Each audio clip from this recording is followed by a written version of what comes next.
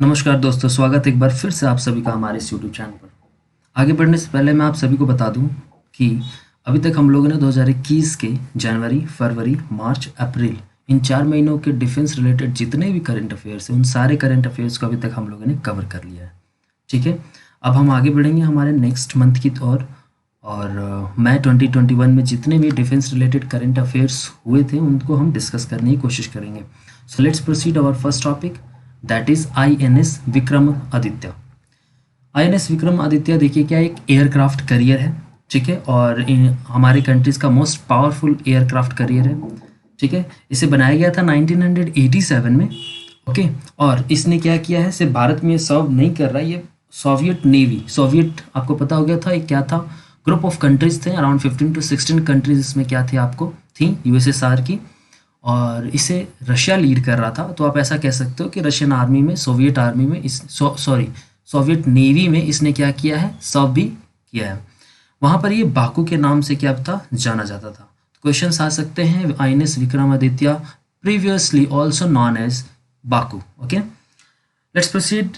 इसे 2004 में हमारे इंडियन नेवी ने इसे परचेज कर लिया था, और इसे नवंबर 2013 में सेवरोडविंस्क रशिया में इसे कमीशन किया गया था इंडियन नेवी में। ओके, इसे कुछ फीचर्स डिस्कस कर लेते हैं। Like it can carry over around 30 aircraft. ये 30 एयरक्राफ्ट अपने ऊपर क्या कर सकता है, आपको कैरी कर सकता है। जैसा कि आप इमेजेस में देख रहे हो, यहाँ से आपको लैंडिंग की ऑप्शंस और कह सकते हो आपकी एयरक्राफ्ट्स के लिए प्रॉपर एक बनाई गई हैं आपको सुविधाएं। ठीक है, ताकि इसके ऊपर वो एयरक्राफ्ट्स आ सकें, उड़ सकें, और इंडियन नेवी को और मजबूत कर सके। इसमें आपको देखोगे MiG 29 K S, Kamov 28 S, Kamov 31 S, ALH light helicopter Dhruv, और लाइट हेलीकॉप्टर आप देखोगे चेतक हेलीकॉप्टर जैसे हेलीकॉप्टर्स इसमें इस्तेमाल किए जा सकते हैं। ठीक है, इसके बाद आप आगे बढ़ोगे तो इसे रेट्रोफिटेड किया गया था बराक मिसाइल सिस्टम से। इसे बनाने वाली जो हमारी देश थी वो थी इजराइल। ठीक है, बराक मिसाइल सिस्टम एक तरह का आप कह सकते हो मिसाइल सिस्टम है जो क्या करता है, इंटरसेप्ट करता है डिफरेंट टाइप्स ऑफ जो मिसाइल्स टारगेट करने की कोशिश करते हैं ऐसे एयरक्राफ्ट्स को। ठीक है, वेल इसे आपको देखोगे कारवार कर्नाटका में क्या किया गया है, आपको इसका होम पोर्ट आपको बनाया गया है। और ये भारत की पहली आपको क्या है, मोस्ट पावरफुल एयरक्राफ्ट करियर है। और इस तरह की एयरक्राफ्ट करियर बहुत कम ही देशों के पास होती है, जिसमें आपको कुछ मेजर कंट्रीज मिल जाएंगे। लाइक यूएस के पास है, रशिया के पास है, चाइना के पास है। ठीक है, और भी जो बहुत बड़ी आपको जिसकी नेवी है वैसे कंट्रीज के पास ऐसे देखने को मिल जाएंगे। इंडिया की बात करोगे तो इंडिया के पास आईएनएस विक्रमादित्य है, जो आपको इंडियन नेवी में सक्सेसफुली सर्व कर रहा है। वेल आगे बढ़ते हैं और बात करते हैं पोसाइडन 8I पेट्रोल एयरक्राफ्ट की। देखिए, Poseidon 8I petrol aircraft USA की बोइंग कंपनी ने इसे बनाया है। ओके, और ये अपने आप में एक तरह की काफ़ी खास कह सकते हो पेट्रोलिंग एयरक्राफ्ट है। और ये सिर्फ क्या है, आपको एनिमीज़ के जो हमारे कह सकते हो कि आइडेंटिफाई नहीं करती एनिमीज़ को। उन्हें अगर लगता है कि ये थ्रेट पहुंचा सकते हैं तो उन्हें वो टारगेट करती हैं और डिस्ट्रॉय करने की भी कैपेबिलिटी के साथ आती हैं। ओके, ऐसे 6 एयरक्राफ्ट क्या हैं आपको भारत में यूएस स्टेट डिपार्टमेंट ने क्या किया, अप्रूव कर दिया भारत को बेचने के लिए, भारत में देने के लिए। भारत और यूएस के बीच में कोमकासा एक्ट के तहत क्या किया गया है, इस पर्टिकुलर एयरक्राफ्ट को आपको खरीदने का आपको बात किया गया। ठीक है, कोमकासा क्या है, COMCASA communications compatibility and security agreement. ऐसे आपको एग्रीमेंट्स आपको 3 से 4 एग्रीमेंट साइन किए गए थे जब डोनाल्ड ट्रंप क्या थे, आपको भारत के साथ उनके संबंध काफ़ी अच्छे थे। ठीक है, तब ऐसे आपको, और वो भारत विजिट जब किए थे उन्होंने, ठीक है, ओके, तब ऐसे आपको कह सकते हो कि ट्रीटी साइन की गई थी, एग्रीमेंट साइन किए गए थे। यह एक लॉन्ग रेंज मैरीटाइम रिकनेंसा है और एंटी सबमरीन वॉरफेयर एयरक्राफ्ट भी है। ये किसकी वेरिएंट है, पोसाइडन 8A एयरक्राफ्ट की ही वेरिएंट है जिसे बोइंग कंपनी ने बनाया था। इसकी मैक्सिमम स्पीड 907 किलोमीटर के आसपास मिलेगी, और इसकी ऑपरेटिंग रेंज की अगर आप बात करो तो 1200 नॉटिकल माइल्स से ये क्या कर सकता है, ऑपरेट कर सकता है। ठीक है, यह डिटेक्ट करता है थ्रेट्स को, न्यूट्रलाइज करने की काबिलियत रखता है। इंडियन नेवी में इसके आपको कह सकते हो, इंडियन नेवी पूरे वर्ल्ड में 2009 में इंटरनेशनल लेवल पर पहली कस्टमर बनी थी इस पर्टिकुलर एयरक्राफ्ट को परचेज करने वाली। ओके, तो रिसेंटली क्या है, आपको ये न्यूज़ में थे 6 ऐसे एयरक्राफ्ट क्या थे अप्रूव किए गए थे यूएस स्टेट डिपार्टमेंट द्वारा भारत को देने के लिए। ठीक है, proceed to next one, iron dome system. This is one of the most important topic in whole defence current affair. Okay, क्योंकि बहुत ज़्यादा चर्चा का विषय रहा था। इजराइल और हमास के बीच में पिछले कुछ महीनों पहले आप देखोगे कि काफ़ी ज़्यादा मिसाइल्स दागे गए थे और उन मिसाइल्स को इंटरसेप्ट सक्सेसफुली इजराइल की आयरन डोम सिस्टम ने कर लिया था। दैट्स वाई ये काफ़ी चर्चा का विषय बना था और ये इसकी वजह से काफ़ी सवाल भी उठे थे बहुत सारे देशों में, इवन इंडिया में, कि क्या ऐसे सिस्टम्स, ऐसे मिसाइल डिफेंस सिस्टम्स हमारे पास होने चाहिए या नहीं होने चाहिए। ठीक है, वेल आगे बढ़ते हैं और बात करते हैं इसकी खूबियों के बारे में। बेसिकली क्या है, multi mission system capable of intercepting rockets. ठीक है, intercepting which means that just like कोई भी आपको ऐसे वेपन्स जिसे एनिमी क्या कर रहा है आपके अगेंस्ट इस्तेमाल कर रहा है, वो रॉकेट्स हो सकते हैं, आर्टिलरी मोटार्स हो सकते हैं, ठीक है, प्रिसाइज एंड गाइडेड म्यूनिशंस हो सकते हैं, like very short range air defence systems, बहुत सारी चीज़ें, aircraft, helicopters, unmanned aerial vehicles. आजकल अनमैन्ड एरियल व्हीकल्स का काफ़ी ज़्यादा चलन बढ़ चुका है और एक देश दूसरे देश के ऊपर निगरानी करने के लिए, स्पाई करने के लिए, या फिर आप कह सकते हो छोटे मोटे हमले कराने के लिए आपको अनमैन्ड एरियल व्हीकल्स का सहारा ले रही हैं। ठीक है, और इन सारे डिफरेंट टाइप्स ऑफ आप कह सकते हो कि कह सकते हो कि जो वेपन्स हैं इसको ये इंटरसेप्ट करने में सक्सेसफुल है आयरन डोम सिस्टम। 70 किलोमीटर की रेंज के आसपास ये क्या कर सकता है, ऐसे आपको मिसाइल्स को डिस्ट्रॉय करने की कैपेबिलिटी रखता है। ऑल वेदर सिस्टम में काम कर सकता है, ये मायने नहीं रखता कि बारिश में है या फिर ये ठंड गर्मी किसी भी मौसम में अच्छे से सक्सेसफुली वर्क कर सकता है और मल्टीपल टारगेट्स को साइमल्टेनियसली समय में ये एंगेज करने की काबिलियत के साथ आता है। ठीक है, और ये लैंड और सी के ऊपर, दोनों के ऊपर क्या है, डिप्लॉयड किया जा सकता है। मैं आगे बताऊंगा कि लैंड में जो आयरन डोम सिस्टम और जो सी में यानी नेवी के पास जो आयरन डोम सिस्टम है, इजराइल की नेवी के पास, दोनों अलग अलग कैसे हैं वो मैं आगे डिस्कस करूंगा। Well move to next one. इसे बनाने वाले जो मैन्युफैक्चर करने वाली कंपनी वो है राफेल एडवांस डिफेंस सिस्टम। पहले भी मैंने आपको बताया था पाइथन 5 एक हमारा क्या था, आपको डीआरडीओ ने सक्सेसफुली उस मिसाइल को लॉन्च किया था, टेस्ट किया था इंडिया में, और उसे बनाने वाली भी company Rafael advanced defence system ही थी। ओके, और ये एक कंपनी है जो वेपन्स बनाती है राफेल की। ओके, और राफेल एयरक्राफ्ट से ये बिल्कुल अलग है क्योंकि राफेल एयरक्राफ्ट को बनाने वाली कंपनी है डसोल्ट और डसोल्ट कंपनी है फ्रांस की। So this is the basic difference. Move to next one.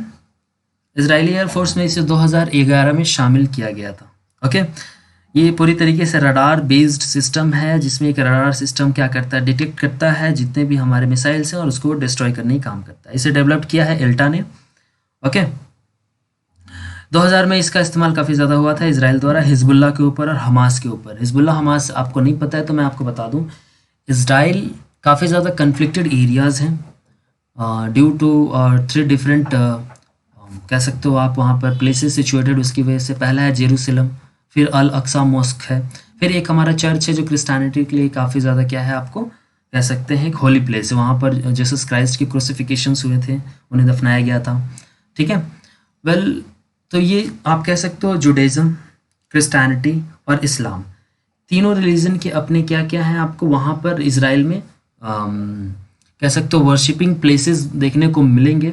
इसकी वजह से ये जोन काफ़ी ज़्यादा कन्फ्लिक्टेड है, स्पेशली जेरूसलम। ओके, सो इस वक्त क्या हुआ कि पैलेस्टीन इस रीजन में काफ़ी ज़्यादा एक्टिव है और पैलेस्टीन ये हमेशा डिमांड करता है कि इस रीजन में उनका प्रॉपर हक है और इजरायली लोगों ने क्या किया, उन्हें कैप्चर कर लिया है। और इजराइल समय के साथ काफ़ी ज़्यादा मजबूत होता चला गया, किसकी वजह से, यूएस की वजह से।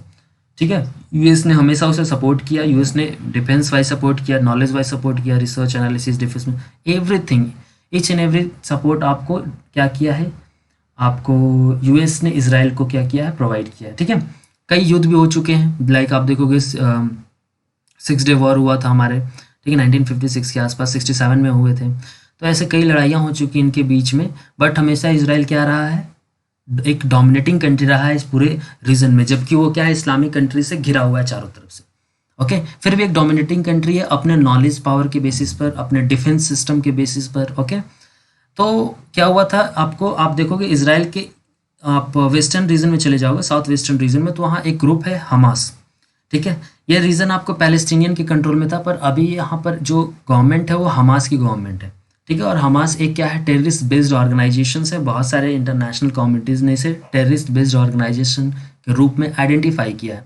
रिसेंटली इसने क्या किया, अल-अक्सा मॉस्क पर कुछ कन्फ्लिक्ट होने की वजह से, ठीक है, और उसके फेवर में इन्होंने लगातार इजराइल कंट्री के ऊपर, उनके सिटीजन्स के ऊपर मिसाइल्स दागने चालू कर दिए। और उस मिसाइल्स को डिटेक्ट करने के लिए और उस मिसाइल्स को डिस्ट्रॉय करने के लिए इसराइल की जो आयरन डोम सिस्टम वो काफ़ी ज़्यादा एक्टिव हो गई थी। अभी आप इमेज में देख रहे हो राइट साइड ऊपर में कि ये लेफ्ट साइड में जो इतने भी मिसाइल्स दागे जा रहे हैं ये हमास की तरफ से दागे जा रहे हैं, ठीक है। और फिर उसके बाद इसे इंटरसेप्ट कर रही है कौन, इसे इंटरसेप्ट कर रही है आपको iron dome system, Israeli iron dome system. और उसे इंटरसेप्ट करने के बाद उसे क्या कर दे रही है, वो हिट करके ऊपर ही गिरा दे रही है। ओके, आगे बात करेंगे और बोलेंगे ये detection and tracking radar and firing unit of 3 vertical launches. देखिए होता क्या है कि डिटेक्ट और ट्रैकिंग सिस्टम और रडार सिस्टम के साथ आते हैं, जैसा कि अभी आप नीचे इमेजेस में देख रहे हो, ठीक है। ऐसे आपको 3 वर्टिकल लॉन्चर्स एडजस्ट किए जाते हैं एक साथ, और ऐसे एक वर्टिकल लॉन्चर में 20 इंटरसेप्टर मिसाइल देखने को मिलेंगे, यानी एक ऐसे पर्टिकुलर वर्टिकल लॉन्चर में 20 मिसाइलें लॉन्च की जा सकती हैं, ठीक है। आगे बढ़ेंगे और बात करेंगे क्या कि लेयर्ड डिफेंस सिस्टम के साथ ही आता है, विच मीन्स दैट क्या कि ये मीडियम से लॉन्ग रेंज थ्रेट्स को भी टारगेट कर सकते हैं। अब देखिए ये 2 वेरिएंट होती हैं इसकी, एक आईडोम होती है और एक सी डोम होती है। आईडोम बेसिकली एक मोबाइल वेरिएंट है जिसे एक सिंगल ट्रक के ऊपर लोड कर दिया जाता है और इसे लैंड पर इस्तेमाल किया जाता है, ओके। और दूसरी होती है सी डोम। सी डोम इसको नेवल वर्जन कहते हैं या फिर इसको नेवी के शिप्स पर डिप्लॉय किया जाता है। तो आईडोम और सी डोम बेसिकली क्या है, आपको लैंड और सी में इसका इस्तेमाल देखने को आपको मिलेगा। वेल आगे बढ़ने से पहले मैं आपको एक छोटा सा आपको इमेजेस में ये ऐसे बता देता हूँ कि ये वर्क कैसे करता है, ठीक है। आप स्टेप वाइज आगे बढ़ोगे, ठीक है, 1 2 3 4 जैसा इमेजेस में ये मेंशन किया गया है। पहली एनिमी की रॉकेट्स क्या की गई, फायर की गई, ठीक है। जैसे एनिमी की रॉकेट्स फायर की जाती हैं किसी कंट्री के ऊपर, इसराइल की बात कर लेते हैं, ठीक है, उनकी रडार सिस्टम क्या करेंगे, उस रॉकेट को डिटेक्ट करेंगे और ट्रैक करेंगे। ऐसा नहीं है डिटेक्ट करके छोड़ देती हैं, वो डिटेक्ट करने के बाद उसकी ट्रैकिंग चालू कर देती हैं, आखिर वो जा कर रहा है किस रीजन्स को वो मिसाइल टारगेट करने की कोशिश कर रहा है, ठीक है। इसके बाद उनके पास एक कंट्रोल सिस्टम होता है, वो जो एस्टिमेट लगाता है कि इस पर्टिकुलर मिसाइल को किस पोजीशन पर डिस्ट्रॉय किया जाना चाहिए, ठीक है। और ऐसा वो करने के बाद वो पर्टिकुलर पोजीशन को लॉक करता है और लॉन्चर क्या करते हैं, मिसाइल्स को फायर करते हैं और ऐसे आपको मिसाइल्स को वो क्या कर देते हैं, डिस्ट्रॉय कर देते हैं। तो ये पूरी तरीके से इस प्रोसेस के थ्रू काम करता है और ये काफ़ी ज़्यादा सक्सेसफुल सिस्टम है। और मेरा मानना है कि सभी देशों के पास लगभग होने चाहिए, खासकर वैसे देश जो एक डेमोक्रेटिक कंट्री हैं, लाइक इंडिया हो गया, ऑस्ट्रेलिया हो गया, ठीक है, और यूरोपियन की बहुत सारी कंट्रीज़, और खासकर वैसे देश जो अपने आसपास क्यों जो उनकी नेबरिंग कंट्रीज हो उनसे उन्हें काफ़ी ज़्यादा थ्रेट है। Move to next one, that is Mayflower 400। What is Mayflower 400? देखिए it is world's first artificial intelligence managed vessel, okay, जिसने क्या किया अभी रिसेंटली ट्रांस अटलांटिक वॉयज, आप कह सकते हो कि अटलांटिक रीजन्स को इसने क्या किया है, आपको उसको कवर किया, ठीक है। और इसमें ये क्या था, आपको आर्टिफिशियल इंटेलिजेंस के ऊपर बेस्ड था और सोलार पावर्ड से इसे चलाया जा रहा था और ऑटोनमस मरीन रिसर्च वेसल था, विच मीन्स दैट इसमें कोई भी व्यक्ति नहीं बैठा हुआ था, कोई भी इंसान बैठा हुआ नहीं था, अनमैन्ड वेसल था, जिसे नेविगेशन प्रोग्राम, रिसर्च और डेवलपमेंट के प्रोग्राम्स को क्या किया था, मद्देनजर रखते हुए इसे लॉन्च किया गया था और अटलांटिक रीजन्स को इसने क्या किया, आपको क्रॉस किया। ये आप देखोगे यूके के प्लाईमाउथ से स्टार्ट होकर यूके के ही आपको मैसाचुसेट्स में ये क्या होगा, आकर रुक गया। इसके बाद क्या था, इसे बनाने वाली जो कंपनी थी वो है आपको प्रोमेयर, IBM के कोलाब्रेशन के साथ इसने इसको तैयार किया है और टोटली सोलार बेस्ड आपको ये एक क्या है, वेसल है, नेविगेट करने वाली वेसल है। Move to next one, operation Samudra Setu. देखिए समुद्र सेतु का ये क्या है, हमारा दूसरा ऑपरेशन था। पहला ऑपरेशन आपको मई 2020 जब पैंडेमिक चल रहा था, लॉकडाउन के समय में स्टार्ट किया गया था। वो इसलिए स्टार्ट किया गया था क्योंकि ओवरसीज़ में कोविड-19 पैंडेमिक की वजह से बहुत सारे इंडियन सिटीजन्स क्या थे, फंसे हुए थे, तो उनकी रिपैट्रिएशन मतलब स्वदेश वापसी या फिर घर वापसी कह सकते हो आप, उनकी रिपैट्रिएशन के लिए आपको ऑपरेशन समुद्र सेतु लॉन्च किया गया था। रिसेंटली अभी 2 महीने पहले इसे फिर से लॉन्च किया गया है, जिसे हम ऑपरेशन समुद्र सेतु 2 के नाम से जानते हैं। ये इसके पीछे की क्या वजह है? पहली चीज़ तो ये जान लीजिए आपकी 2-3 महीने पहले काफ़ी ज़्यादा कोविड क्या था, बहुत ज़्यादा प्रेवलेंट था हमारे इंडिया में, काफ़ी तेज़ी से बढ़ रहा था, ऑक्सीजन की कमियाँ हो रही थी, हॉस्पिटल में बेड नहीं मिल रहे थे, इवन हॉस्पिटल्स में भी लोग क्या कर रहे थे, आपको बाहर ही दम तोड़ दे रहे थे, ठीक है। तो ऑक्सीजन्स की प्रॉपर आपको कह सकते हो अवेलेबिलिटी मेंटेन करने के लिए इंडियन गवर्नमेंट ने ऑपरेशन समुद्र सेतु चलाया, ठीक है। और इसमें दूसरे कंट्री से जितने भी ऑक्सीजन के कंटेनर्स थे, ठीक है, उसे इंडिया में लाने के लिए डिफरेंट टाइप्स ऑफ आईएनएस की जो हमारी शिप्स हैं उसका इस्तेमाल किया गया। इसमें जो शिप्स इस्तेमाल किए गए थे उसमें थे आईएनएस ऐरावत, आईएनएस त्रिकंड और उसके बाद आईएनएस कोलकाता। ये 3 तरह की आईएनएस शिप्स का इस्तेमाल किया गया ताकि आपको कह सकते हो कि ये 3 तरह की जो शिप्स थी, these are the part of the 9 ships deployed for the Covid relief operation Samudra Setu 2। तो 9 शिप्स का इस्तेमाल किया गया, उसमें से 3 शिप्स के नाम मैंने अभी आपको बताया, और भी शिप्स थे, ठीक है। कर क्या रही थी? For the shipment of liquid medical oxygen. आपको पता है कंटेनर में जो ऑक्सीजन प्रोवाइड किए जाते हो वो काफ़ी ज़्यादा प्योर होते हैं और ये लिक्विड मेडिकल ऑक्सीजन होते हैं। एक पेशेंट, ठीक है, वो नॉर्मल ऑक्सीजन को क्या कर नहीं कर सकता, कंज्यूम नहीं कर सकता। क्यों? क्योंकि उसकी जो आपको लंग सिस्टम है, जो ब्रीदिंग सिस्टम है, वो बहुत ज़्यादा डिसइंफेक्टेड है, कह सकते हो बुरी तरीके से वो प्रभावित है, बीमार है, जिसकी वजह से जो नॉर्मल एटमॉस्फेयर में जो ऑक्सीजन मौजूद है उसमें कुछ आपको कह सकते हो एक्स्ट्रा अमाउंट ऑफ पॉल्यूटेंट्स भी मौजूद होते हैं। एक हेल्दी आदमी अगर उस पर्टिकुलर ऑक्सीजन को इनहेल करता है तो उसके अंदर वो काबिलियत है कि वो उसे सेपरेट कर सकता है, उसे प्रॉपर तरीके से इनहेल कर सकता है, बट एक पेशेंट नहीं कर सकता। इसलिए पेशेंट को ऑक्सीजन क्या की जाती है, आपको मास्क ऑक्सीजन दी जाती है, और वो ऑक्सीजन प्योरली क्या होता है, हमारे इंडस्ट्री बेस्ड ऑक्सीजन होते हैं। प्योरली कह सकते हो कि वो उसमें किसी तरह की कोई भी आपको पॉल्यूटेंट्स मौजूद नहीं होते हैं, ठीक है। ऐसे ऑक्सीजन आप देखोगे क्या कि friendly foreign countries in Persian gulf and south east Asia से भी आए, ठीक है। तो ये हमारा ऑपरेशन समुद्र सेतु 2 था, जिसमें ऑक्सीजन के कंटेनर्स दूसरे देशों से भारत लाए गए थे ताकि यहाँ पर इसकी कमी को क्या किया जा सके, रोका जा सके, ठीक है। वेल, ये इन्फॉर्मेशंस थी हमारी मई 2021 से रिलेटेड, जितने भी डिफेंस करंट अफेयर्स थे उससे।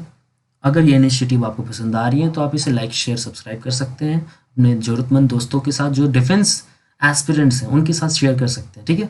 इससे बाहर कुछ भी डिफेंस के करंट अफेयर्स नहीं आएंगे, क्योंकि लगभग सारे डिफेंस के करंट अफेयर्स मैंने आपको मंथली बेसिस पर कवर कर लिया है। अभी तक हम लोगों ने मई देखा है, नेक्स्ट हम जून देखेंगे, जुलाई देखेंगे, और इस तरीके से अपने सफर को जारी रखेंगे। Before signing off I want to say that deserve before you desire. बहुत बहुत धन्यवाद। जय हिंद।